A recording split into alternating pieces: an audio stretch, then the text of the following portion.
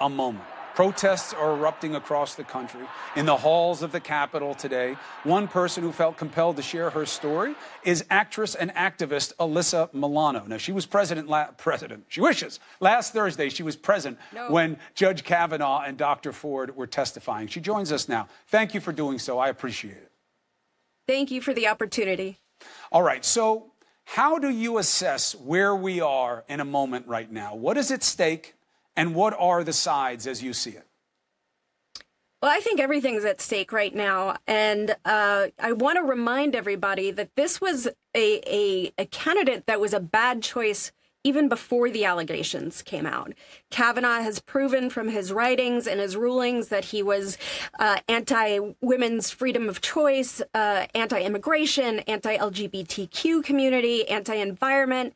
The only thing he seems to be for is the Second Amendment, and that was proven by the amount of millions of dollars the NRA put behind him.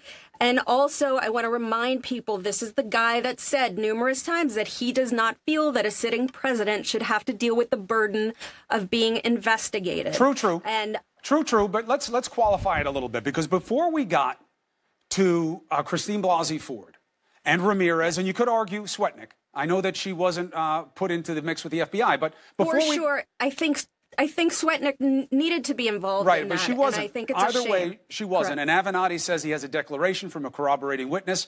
That's all going to have to wait for another day.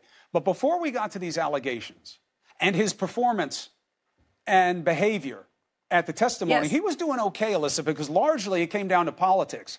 If you're from a certain political disposition, you're okay with his rulings. If you're from a different one, you don't. And that's politics. That's elections. That's consequences. So it was really these allegations and how they were handled by him that changed the metrics. So now the question that's in the air is no longer about executive privilege or even about settled law and whatever that means to him about Roe v. Wade. It's about temperament.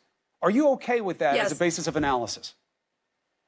I am not okay with his temperament, and I sat in the room, so I actually could feel his rage throughout his testimony, and I felt like he was acting as though he was a political operative. He was very volatile. I've said numerous times, if a woman had acted like that during a line of questioning, she would have been considered unhinged. Also, let's talk about this op-ed for a second. If a woman had written that op-ed apologizing for their behavior and saying, "I'm so sorry, I was emotional, but I was there as a mother, as a daughter." I mean, the double standard is unbelievable. We would be laughing at this woman. We would be saying she's weak or she doesn't have the character. Yeah, look, the irony wasn't lost that Christine Ford was someone who was coming from a place of pain and was so poised. And he was very pained when he should have been showing poise. Because if you didn't do something, your calm is often a function of your strength in the moment. And they questioned him over and over again if he would agree to an FBI investigation, and he said no.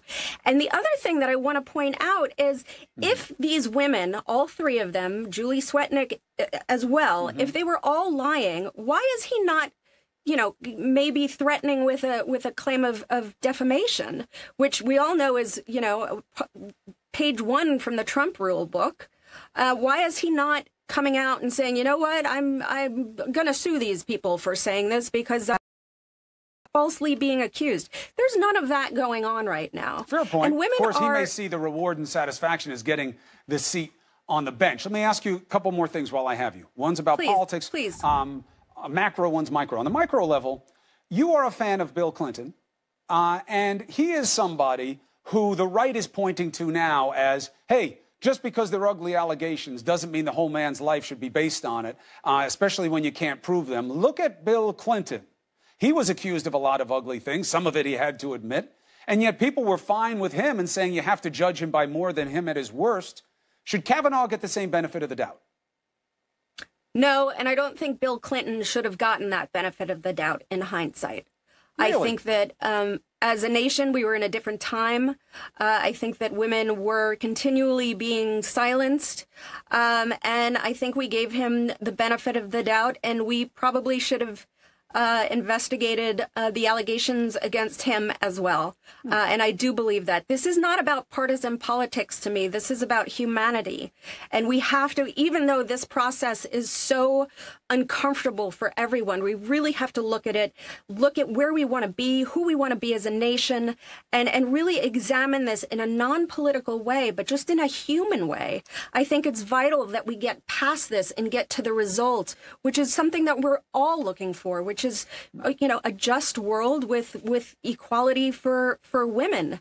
And I think that every time a woman comes forward and a man can just write an op-ed, which in my view was actually an op-ed directed to Senator Flake in particular, because he's the one on the fence, and a woman is not given that same opportunity. We're saying to this man, what you say and your words mean more than what this woman is saying. I hear the concern. And I would only add.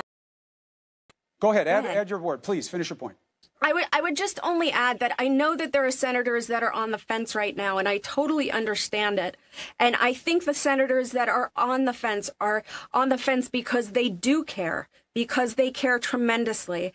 And my thought to them would be, you have to show us that you care about us by your vote, not just by your uncertainty.